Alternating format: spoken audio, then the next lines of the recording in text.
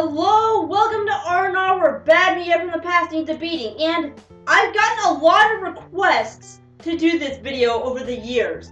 But now, since it's been 7 years since its release, it is something deep from the past. But all of you know that live-action adaptations of cartoons usually tend to suck.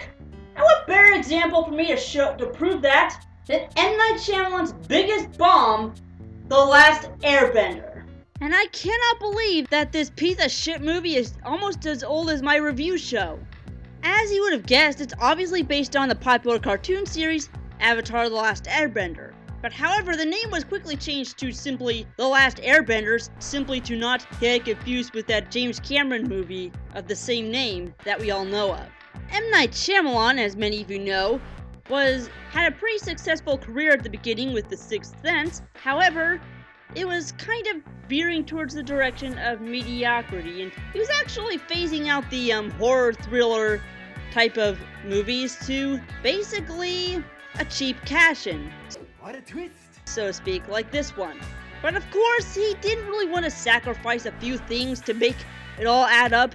And by what I mean is that he decided to decided to make this movie by cramming in the entire first season or arc into one entire movie, along with really just throwing as much special effects as he could at them. Very lame special effects, may I mind you, that looked like they were done by unpaid interns. Now, in order to do a perfect review of this, I had to watch this piece of shit and the cartoon that everybody loves. And so, now we can actually see just how bad it is. We then open up to the title screen. All was right with our world. Prosperity and peace filled our days. Ends with book 1. And many of you know there's not going to be a book 2. It appears to be the retelling of the first episode, with Katara bending a CG-generated sphere of water. That looks a lot less impressive than it does in the cartoon. I'm sorry. Hey, it worked better that time. Stop doing that stuff around me. I always get wet. I watched what side of the fin tracks are more indented. That shows you which direction they're going. I saw how long the drag skids are. That shows you how fast they're going. So then they go into some thin ice, and moron here decides to pick at it. Very dumb, and they just stay on top of it as the thin ice cracks. I know this kind of stupidity does not exist in the cartoon. When you obviously look at the actors' faces, they're really just spurting out their lines and looking very uneasy, as if they don't want to be there. Be there in front of a field of fake snow and in front of a very awful green screen. Of course, inside this sphere is the main character, Aang. The monks named me Ang. Whatever, I'm not gonna go into the pronunciations because it would be like any other reviewer on this list. And I'm better than that.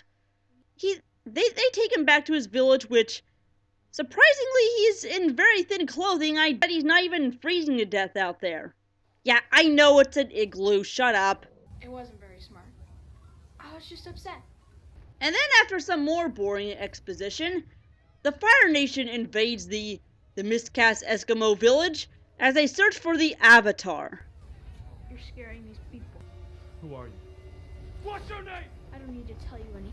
And they then dig out this big thing, and yeah, the flying cat thing from where the wild things are is actually called Oppo. And it just doesn't work in the film, because look, he flies and looks really creepy. However, they then bring Aang onto this boat to play with his elemental toys, to see if he's the Avatar. And he passed the test, and he has to stay on there, but he's saying to hell with it, I'm out of here!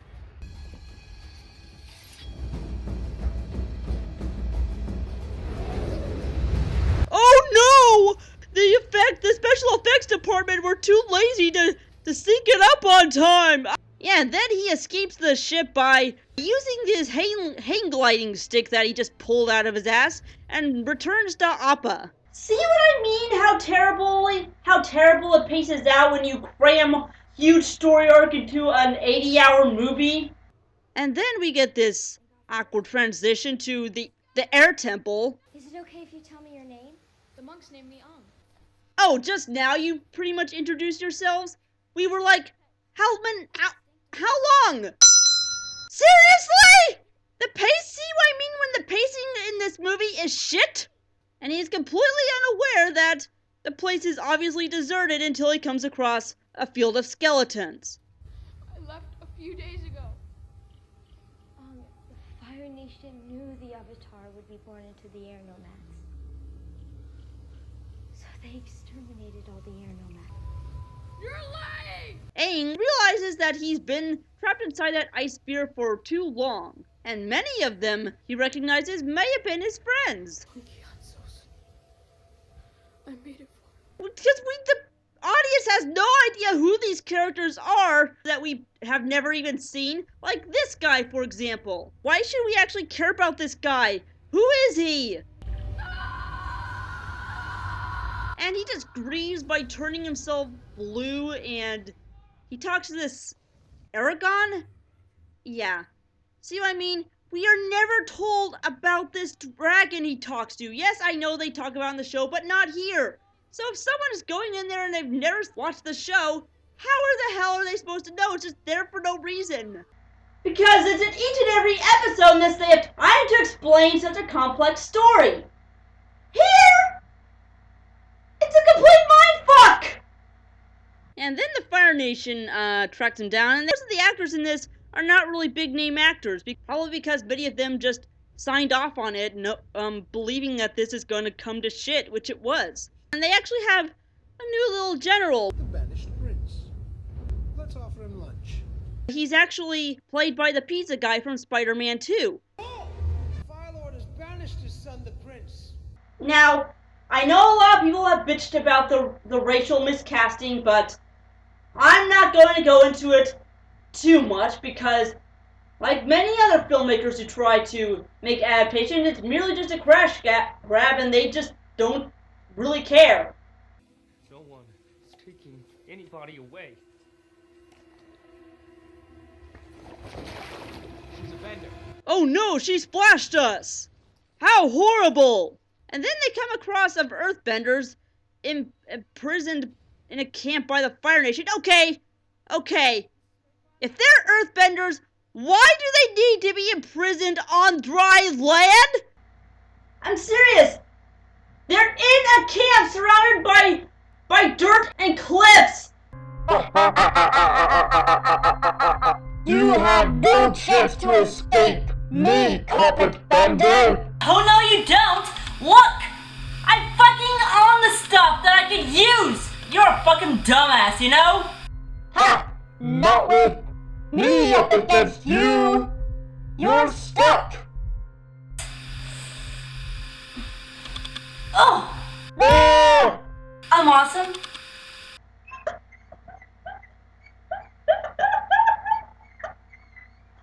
Why don't they just escape out of the camp to begin with?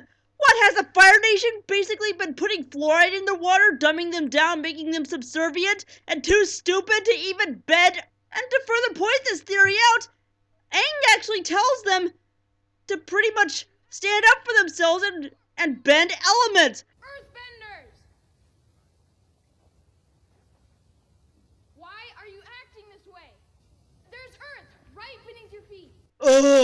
We never thought of that before! Which they actually do with more bad special effects.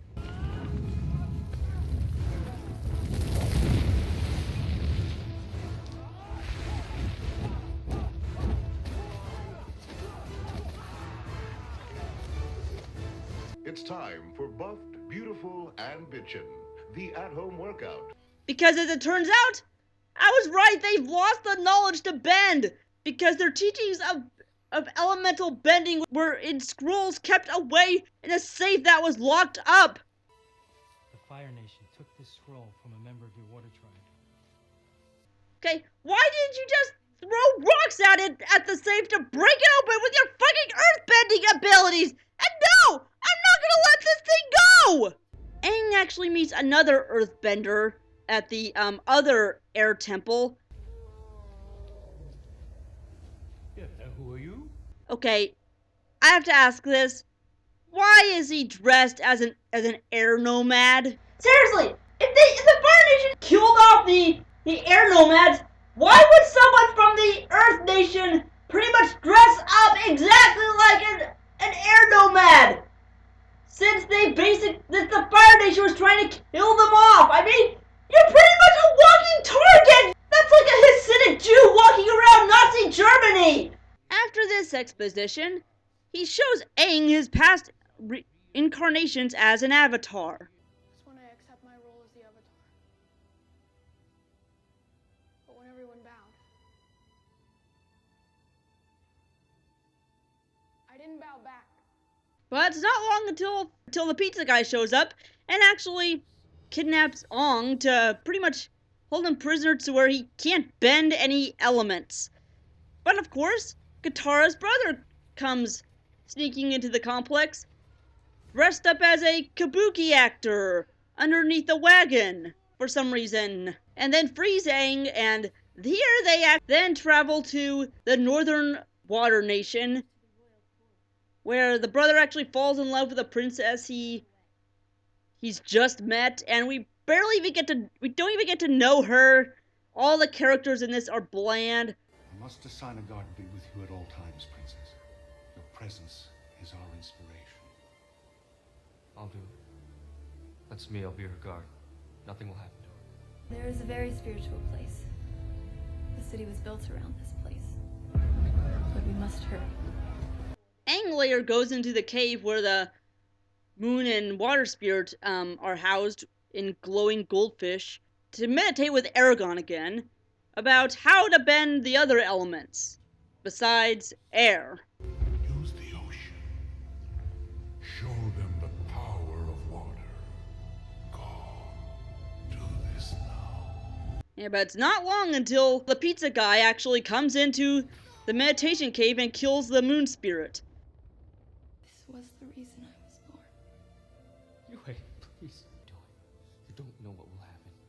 I believe that my life force will leave my body and return to the moon spirit. So the princess decides to sacrifice herself and become the moon spirit again. Then why doesn't he just kill both fish? And again, he's drowned in a bubble sphere. The prince dude that we saw at the beginning with the scar on his face is frozen in a pillar.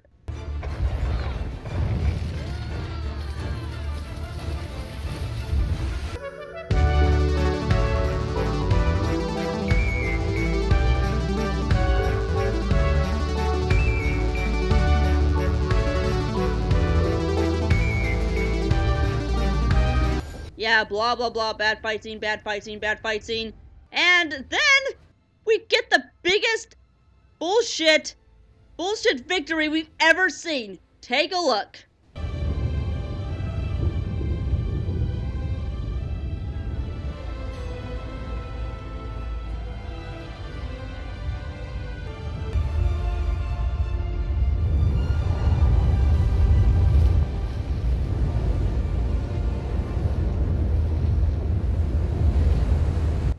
Turn that wall of water into a tsunami, you fucking retard!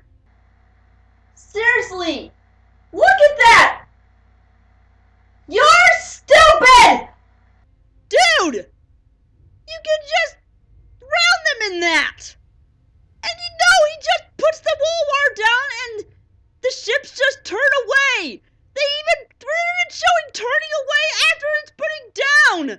Yeah, and so then we end and it ends on a cliffhanger, which is to pretty much go into the next arc, which will never happen, because why? And here you have it! This is The Last Airbender. One of the worst film adaptations of a beloved cartoon, not just to children, but also one that actually happened to have a big adult following, and of course, it's popular to hate amongst the YouTube and critic community. And it shows why people never get the lesson why cartoon adaptations are not really taken seriously. Now, the show actually came out when I was in high school and I wasn't really watching children's shows, so I didn't really know about this until I saw the fandom on the internet, basically.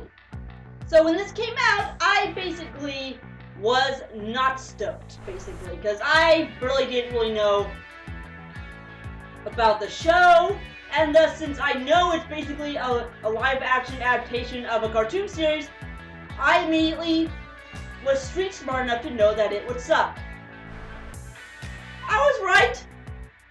Now, of course, many parents whose kids were fans of the cartoon series were actually dragged into this, and nearly every single theater out there had it in 3D, making your eyes bleed as well. And this is why, if you see a cartoon adaptation, walking it away, because as far as I've seen, they all fucking suck! This is Marlyonama, signing off. Thanks for watching. I really hope you liked this video. If you want to check out more from Marlyonama, please hit the subscribe button below, or go to my website at www.marlyomedia.com. And if you really like the content, be sure to support me on Patreon, and as always, sign on.